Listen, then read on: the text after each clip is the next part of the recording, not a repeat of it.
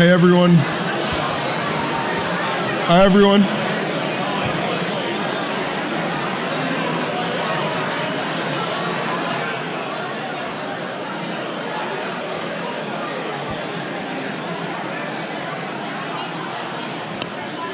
Grand Rapids.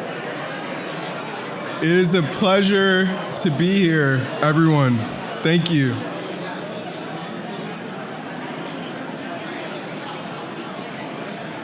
Thank you, everyone. Thank you. It's a pleasure to be here. I come from down south, and I've been observing the town for a few months now in my new role directing a venture capital fund here in West Michigan. I noticed a few things while I've been here. Everyone is very polite. The families are philanthropic, and it is very, very cold here. I did notice though, when it snows, even if it's inches and inches of snow, it feels like moments later, our city streets and roads are clear, and we're continuing to go forward towards a common goal.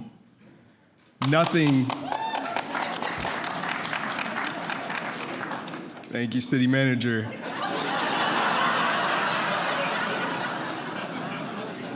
Nothing shuts down in this city. We keep moving forward. Because we all need the roads to go to work, to go to school, and then back home, we collectively make sure that it does not get in our way. This, for me, embodies the essence of Grand Rapids. When we come together, we are a force that even nature cannot stop. I can tell you that this is more than a city, though. It is more than a town. It is a community. This is an important distinction because according to Google, a town is just an urban area that has a name, defined boundaries, and a local government. And it's generally larger than a village. And a city, according to Google, is just a large town. A community, on the other hand, is a group of people living in the same place, having a particular characteristic in common, a feeling of fellowship among others that results in sharing common interests and goals. While we may not have the same occupation or skin color in this town, we do have similar interests and goals that make us a community.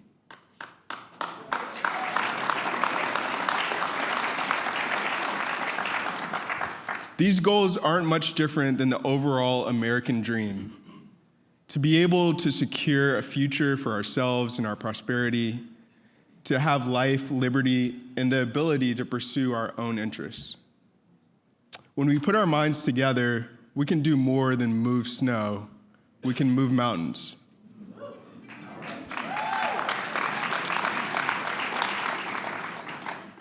From creating a medical mile so we all have access to health care and live a longer life, to creating our own companies to supply the demand of our region, and our own venture capital fund to invest in those companies, we are changing our community for the better every day.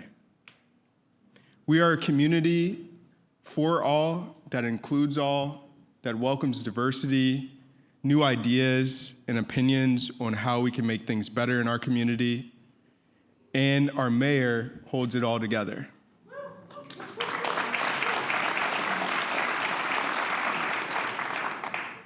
The new Community Transformation Fund here in Grand Rapids is only possible because the city, led by our mayor, is more than a city. It is a place where people want to be, to innovate, to create, to make something new, to change the world for the better. We have folks moving from all over the nation and world to be a part of what we are building right here in this community. We want the next wealth-generating, generational businesses to be right here in Grand Rapids, solving problems for our community, by our community. I am very excited that we can all be a light for other cities to follow, led by Mayor Bliss. we can collectively move forward into a new day where this city is a hub for innovation, education, philanthropy for all citizens. As we collectively pick up the snow shovel, we can also collectively pick up the bill for justice.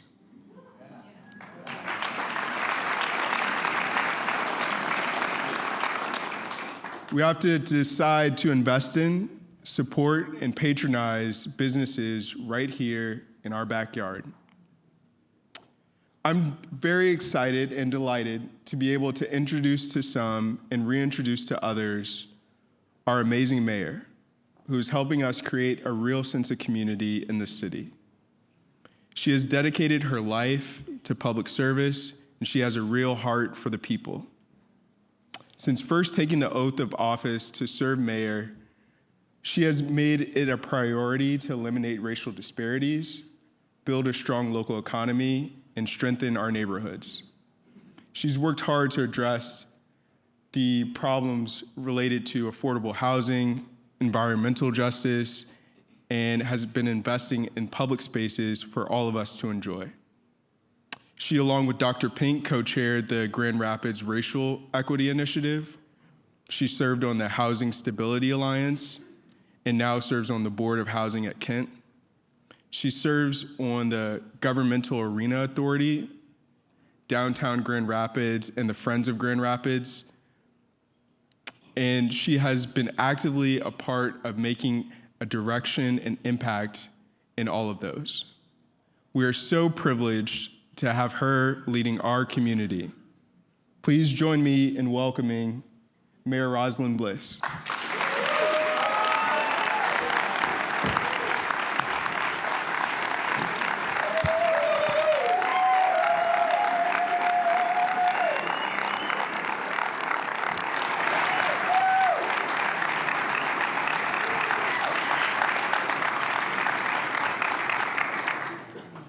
Thank you, Ali. We are so excited to have him in Grand Rapids, aren't we?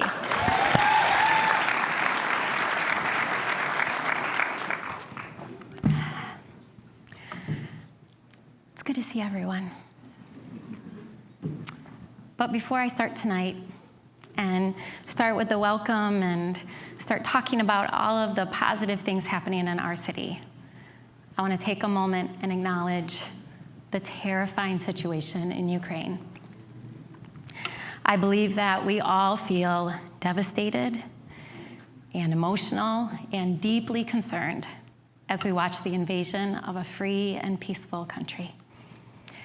As we stand with really determined, amazing people of Ukraine, we are inspired by their bravery and pride in their country in the face of an incredibly dangerous situation. Together, let's come together and hope and pray for a quick and peaceful resolution to this crisis, and pray for the safety of the Ukrainian people.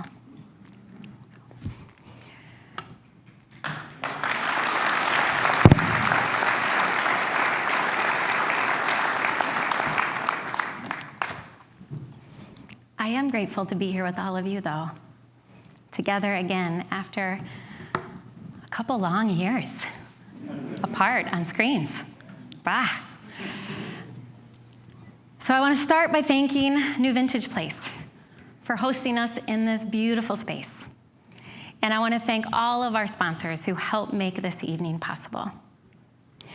We are also honored to have many in attendance who serve at the local, state, and federal level, including representatives from U.S. Senator Peters' office and U.S. Senator Stabenow's office and Congressman Peter Meyer's office. To Senator Brinks, Representatives LeGrand and Hood, thank you for being a strong voice in Lansing. I'm also deeply grateful to have my colleagues on the City Commission here tonight.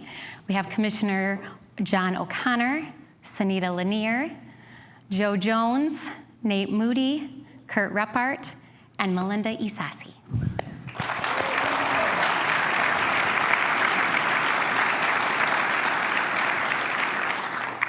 I am so privileged to work with them, and I get to see firsthand their dedication and commitment to our community.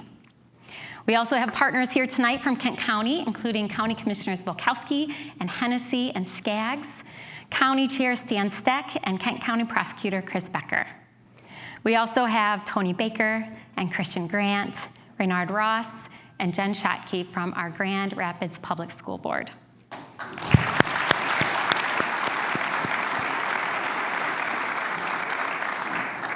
A few more. We have our GRCC trustees, amazing CC trustees here tonight. Daniel Williams, Kathleen Brunsma, Kenyatta Brame, and Sal Lopez.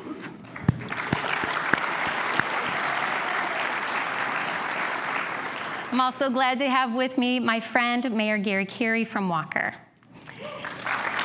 We can woo for Gary, he's great.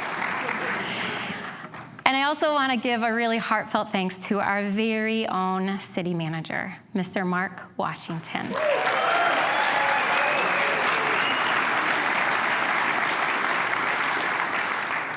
And our new county administrator, Mr. Al Vanderberg, for their exceptional work.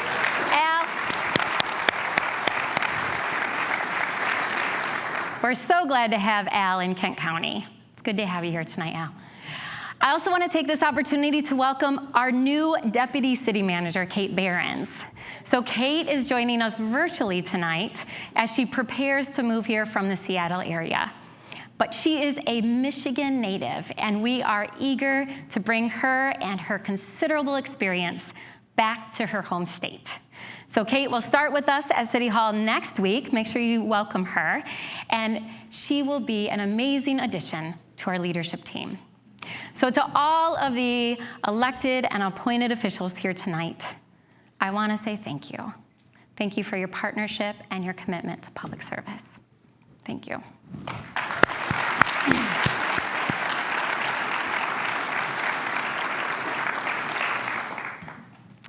Thriving cities and regions, they don't just happen. They require vision, leadership, commitment, and action.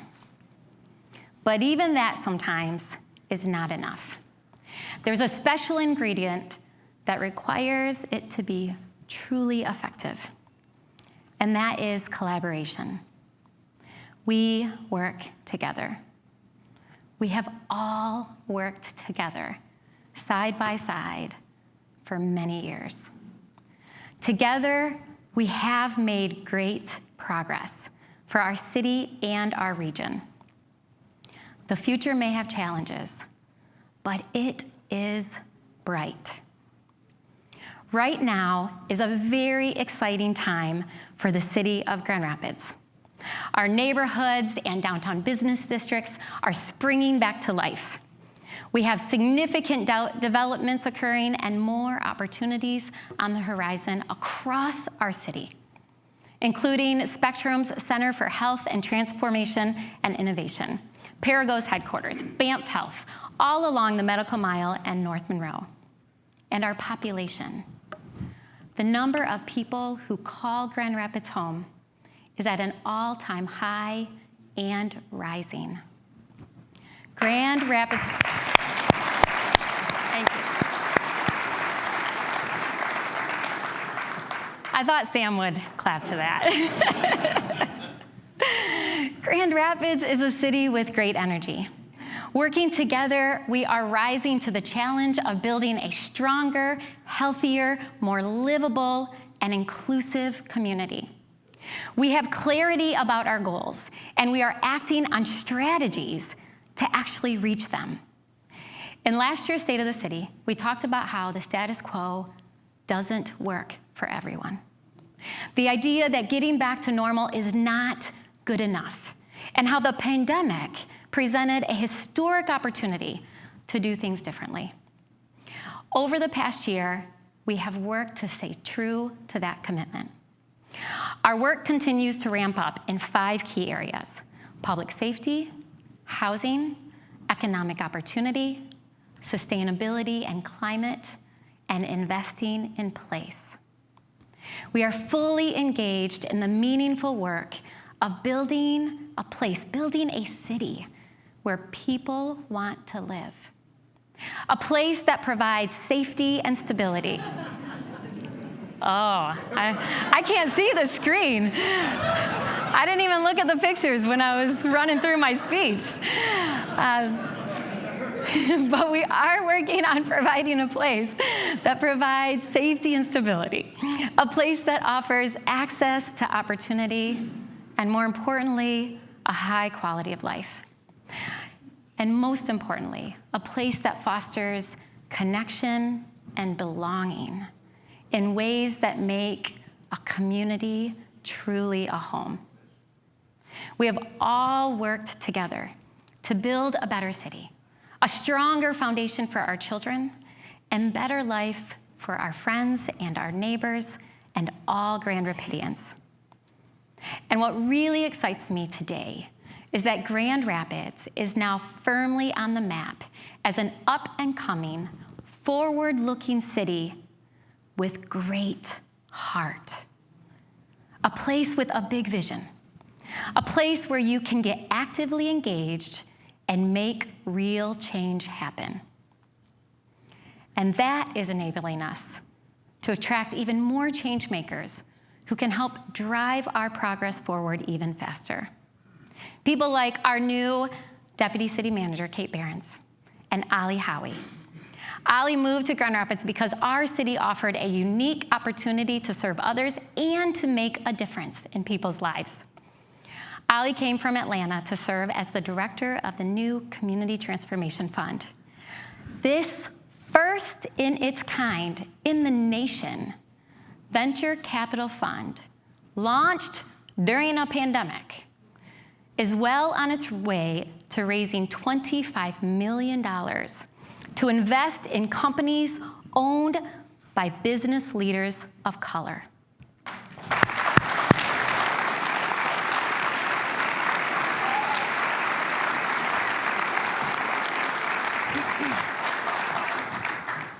Why is this important? Because this fund will expand access to opportunity for entrepreneurs who are often overlooked by traditional investors. We are deeply appreciative of the work of Birgit Close, Scott Welch, the fund board, and investors in starting up this important effort. Our collaborative work to build a more inclusive local economy has started to flourish, particularly on our city's southeast side. In Madison Square, MCPC, a global data security company, right now is building their new regional office hub. The project will clean up a polluted brownfield site and bring new jobs to the neighborhood. MCPC is committed to partnering with local schools to provide graduates with apprenticeships in the data and technology industry. Their goal, hire 30% of their workforce from the neighborhood.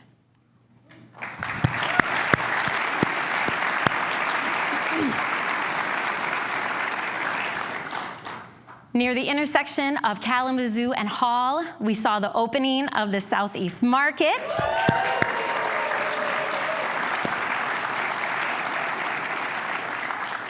This year, with additional funding support, we will see this grocer, led by local women of color, expand with a key focus on food justice.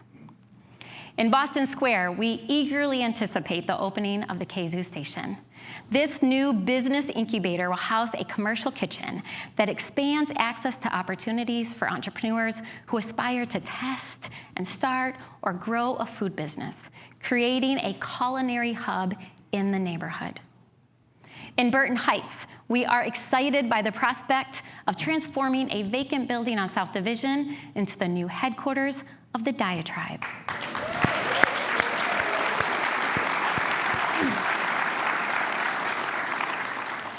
The Diatribe is a creative organization that uses the performing arts to empower young people and promote positive change in our community. And their headquarters will be a tremendous new cultural asset on our city's south side. And in the Roosevelt Park neighborhood, the new West Michigan Construction Institute opened its doors this past January.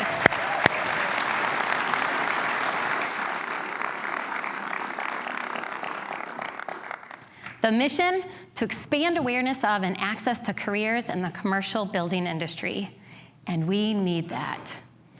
The city of Grand Rapids alone last year issued building permits for projects totaling $443 million worth of work, the third highest year ever. And what an encouraging sign. What an encouraging sign that Grand Rapids remained a good investment even in the midst of a pandemic. And we anticipate that this momentum will continue. We project continued investment and more development in all wards across our city. And just as we are investing in building up our city, we are also investing to build up people. Partnerships like the one established with the Construction Institute and GRCC and GRPS will prepare the next generation of workers and help ensure that we are growing a diversified workforce. In addition to supporting the work of our partners, the City of Grand Rapids continues to advance equity-driven systems change within our own organization. Through more intentional recruitment efforts, we increased the number of micro-local business enterprises now registered to do business with the city by over 70%.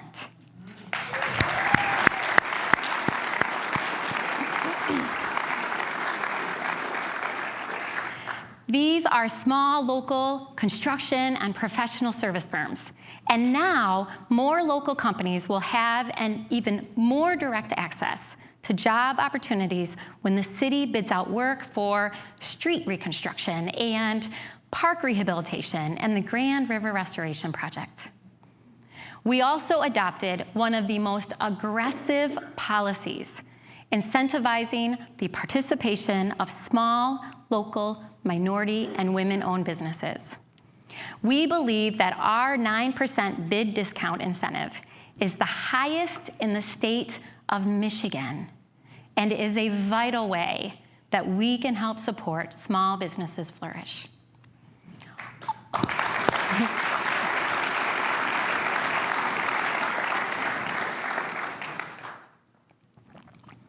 We believe that all Grand Rapidians should have a fair shot to share in the benefits of the city building work ahead. And I really want to commend our city manager and city staff who worked on these efforts to create more equitable access to the many opportunities to do business with our city. And our grant sourcing initiative, started last year, linked for the first time small businesses to procurement professionals at large companies. We are committed to making even more connections at the second annual Grand Summit in June. And I want to thank the Grand Rapids Area Chamber of Commerce for stepping in to help continue this important initiative.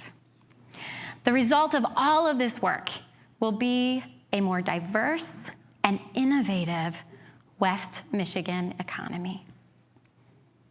We are focused on building a city for all, where there is opportunity and access for all. But we face a pressing challenge. How we ensure access to housing for our growing population is an urgent question for our city and for our region.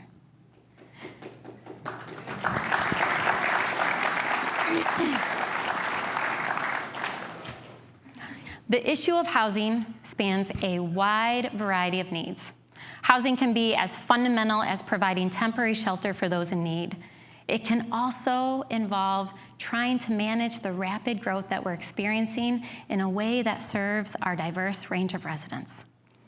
Recent population projections estimate that we will grow more than 4% in the next few years. That is a rapid rate of growth that clearly confirms the sheer need of housing units that we need. A 4% growth rate means that we need to build not dozens, not hundreds of more homes. We need to build thousands of more homes as quickly as possible. We need more homes at all price points.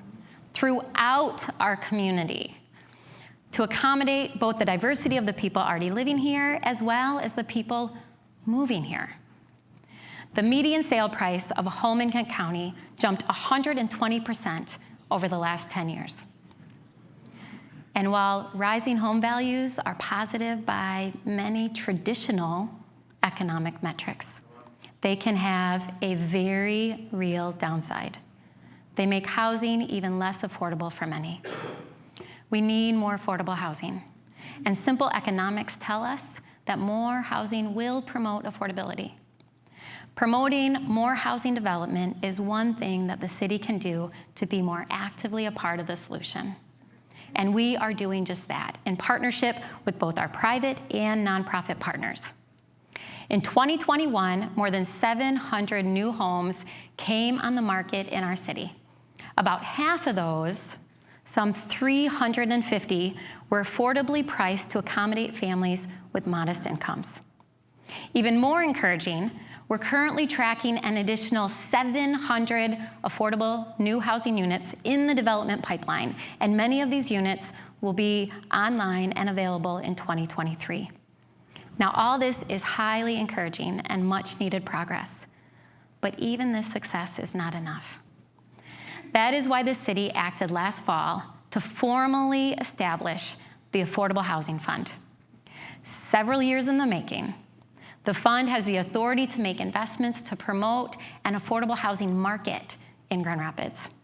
The fund, for example, could issue low-cost loans to nonprofit housing development partners, or it could help those who want to add an accessory dwelling unit above their garage to help grow the housing supply and create a secondary income. We recently seeded the fund with nearly $6 million, and we expect that balance to grow over time. I especially want to thank the Grand Rapids Community Foundation, who will help steward these critical financial resources in partnership with the City Commission-appointed Housing Fund Board.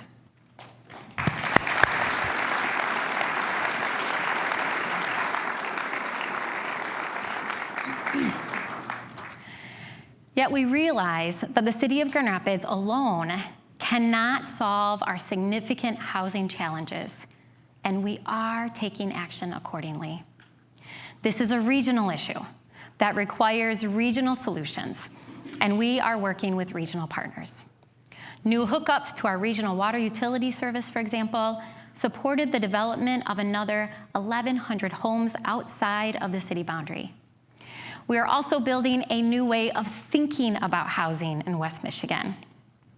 That is why we recently launched Housing Kent, started by an alliance of 130 public, private, philanthropic, and nonprofit partners, all dedicated to working together, aligning efforts and resources to ensure more people have access to consistent, stable, affordable housing throughout our community. We are grateful for the extensive work that our partners at K-Connect have done to build, organize, and focus this coalition. Thank you, K-Connect. And I want to specifically congratulate Eureka People.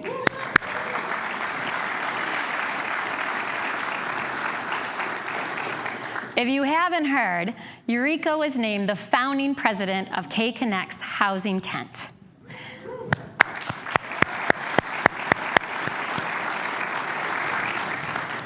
Eureka is an expert strategist and facilitator of positive social change and has built capacity in over 200 organizations during her career. She's now focusing those talents right here in Grand Rapids. So just as we are bringing forward new ideas and partnerships to take action towards our housing goals, so too we are focused on a new era for public safety. Grand Rapids is a safe city, but we have challenges.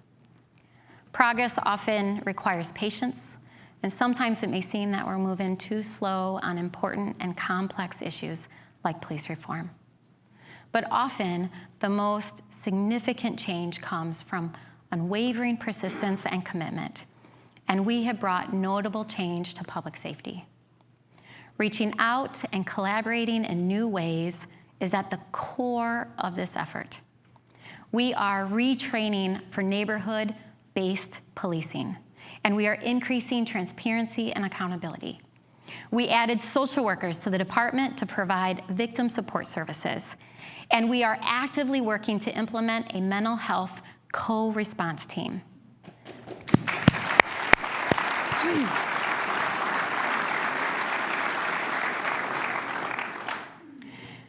We are more actively seeking out new recruits from Grand Rapids zip codes.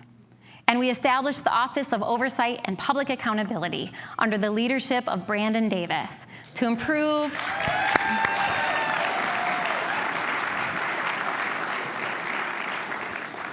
We're pretty lucky to have Brandon at the city. And he's working to improve community police relations. And more than that, he's there to help facilitate just outcomes. Working together as a community,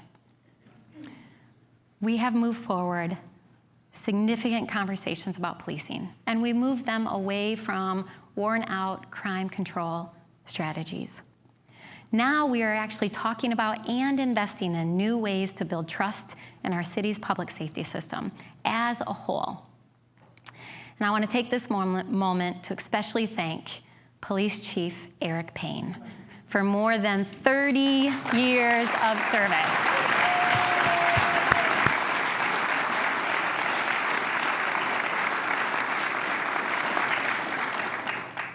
I want to thank Police Chief Eric Payne, not just for his years of service, but also his leadership of the department through this important time and season.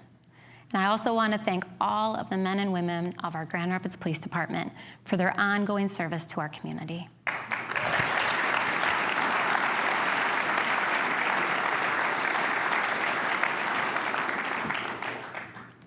We have broad agreement that public safety must be a collaborative effort between police officers and community. And we understand that true public safety and crime prevention work requires actively engaging with people and institutions outside the traditional policing system. Our Cure Violence initiative is a good example.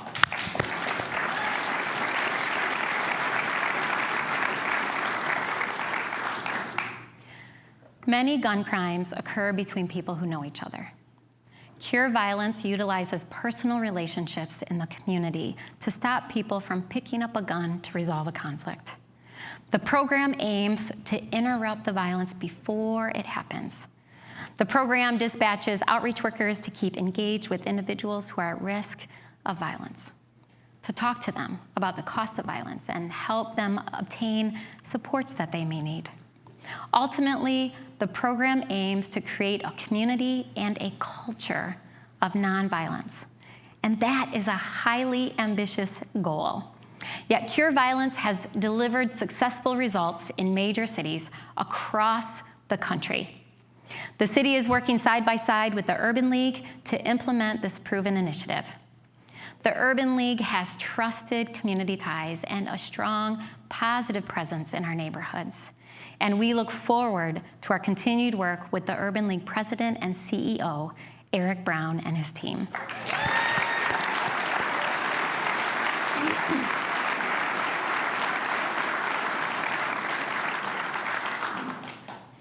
We're also really thankful to our partners at Spectrum Health for their support of this important work. Together, we are building a more fair, safe, and effective approach to community policing. This is hard work, but we are rising to the challenge. And we have a new partner to help lead our effort. Next week, Mr. Eric Winstrom takes the oath as Grand Rapids' next police chief. Chief Winstrom is moving to Grand Rapids from Chicago with his wife and family after serving more than 20 years in a variety of roles with the Chicago Police Department. He was attracted to our city in part by the opportunity to work for a community that boldly aspires to build one of the most trusted police departments in the nation. Working together, I really believe we can be successful, and that we, Grand Rapids, will be a model to other cities.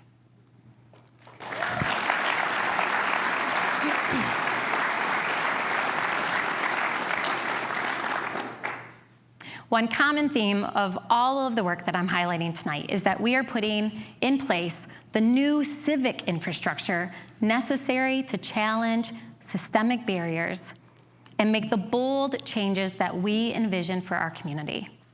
A more equitable economic development system, a more affordable and accessible housing system, and a police system that strives to ensure all people feel safe and are safe at all times. Now I want to discuss our next complex priority: environmental and climate justice. Grand Rapids has a proud history and a proven record when it comes to protecting the environment, both in our private sector and public sector. Indeed, we have emerged as one of the country's leading sustainable cities over the past decades. We have been recognized for the most LEED certified buildings, 31st in the country for clean energy performance, Tree City USA Awards. The United Nations recognized us as one of the first regional centers of expertise in education for sustainable development in North America. However, as we have navigated through our sustainability journey, we have new insights. As we have progressed, we have come to understand that sustainability is not just about environmentalism. It is intertwined with economic development, social systems, and human health. The climate crisis affects people of different class, race, geography, and generations unequally. Communities of color disproportionately bear the brunt of contamination and are hit first and worst by severe weather events and power outages. To begin building our civic infrastructure to tackle this considerable challenge and crisis, the city helped create and launch the Community Collaboration on Climate Change, or C4 as we call it. And we will continue to partner with them to develop the our first ever climate action and adaptation plan. I want to thank the C4 leadership team members, Michigan Black Expo, and the Hispanic Center of West Michigan for their partnership and leadership in this effort. And I also want to thank the Wege Foundation and Consumers Energy and DTE for the support of C4.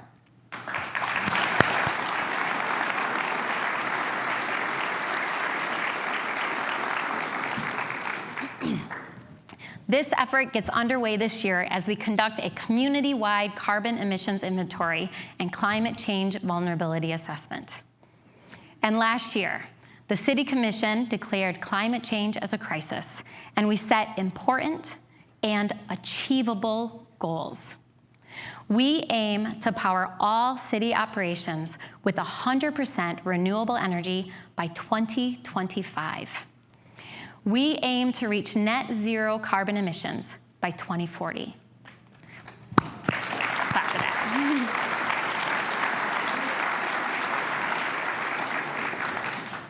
These really are ambitious commitments, and they greatly exceed the targets set by the Paris Climate Accord, President Biden, and Governor Whitmer. And we are rising to the challenge. 2022 is shaping up to be an action-packed year.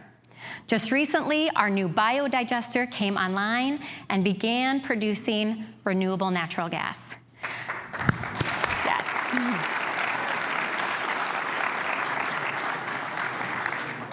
This facility takes it actually turns food and other waste into low-carbon renewable natural gas, and that gas will power our rapid buses and some of our city vehicles.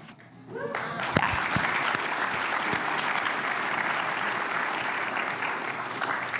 And there's more. This spring, our new solar installation at the Lake Michigan Filtration Plant will start soaking up the sun's energy. The facility will help reduce the city's carbon footprint and bring us closer to our 100% renewable energy goal. We are working to convert the city's 18,000 streetlights to 35% more energy efficient LED lights. We have already placed nearly 9,000, and we will replace the remaining 9,000 this year.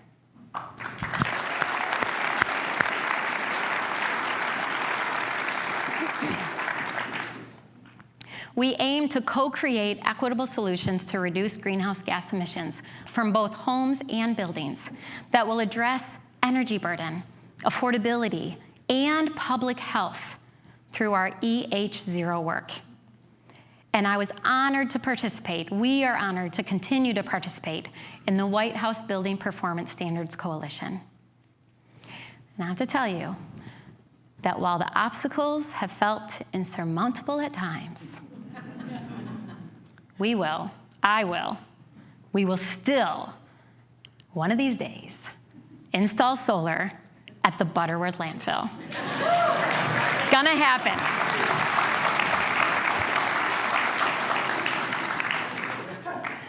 It will happen. I know, I heard Eric laugh. I promise you, it's going to happen. Oh, what a project. But really, our execution efforts are incredible, and they outpace larger cities. We've already reduced our greenhouse gas emissions by 30%, and we are on our way to hit nearly 50% by 2025. We are doing everything we can to be a part of the solution to confront climate change and protect people's health and their homes. And we have made real progress together. And the collaboration with the community has truly been a cornerstone of our ability to do so. We will continue to build on this progress, and that will benefit all Grand Rapidians. First and foremost, our most vulnerable populations and future generations. I want to highlight one more generational initiative poised for real action. We have dreamed about, discussed, planned, prepared for the Grand River restoration for over a decade. Over a decade.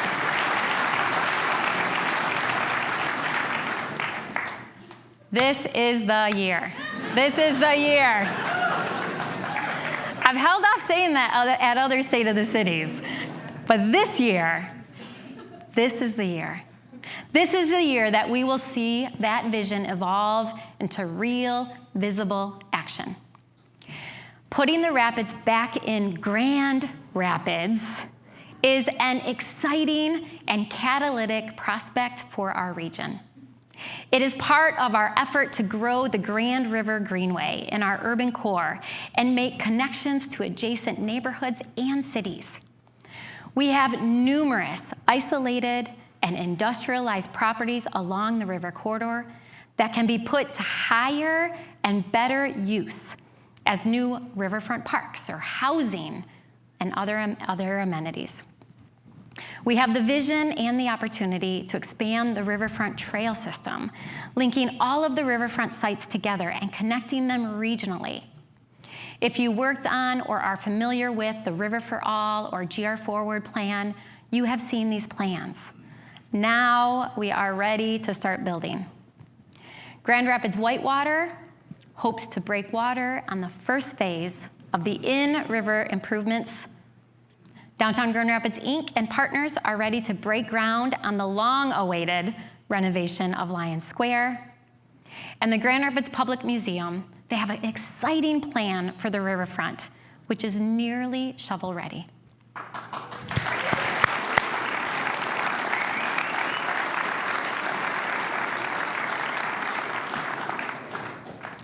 Each of these projects could break ground within the year, kicking off a promising movement to transform our downtown riverfront. But the benefits of this work, they are going to extend far beyond downtown. In 2023, we will break ground on the Riverfront Trail segment, linking downtown to Creston neighborhood, Riverside Park, and the White Pine Trail. That effectively links,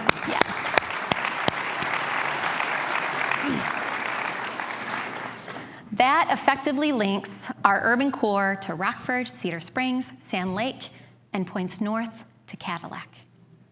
We are working with the Kent County Parks to support the development of a Rails to Trails project that connects the riverfront to the Belknap neighborhood, Highland Park, Midtown, onto Ada, and all the way to Lowell. And we are right now designing the riverfront trail section that will link downtown to the Black Hills, Millennium Park, and the Idamas Explorers Trail in Ottawa County. And that project will connect Grand Rapids all the way to Lake Michigan.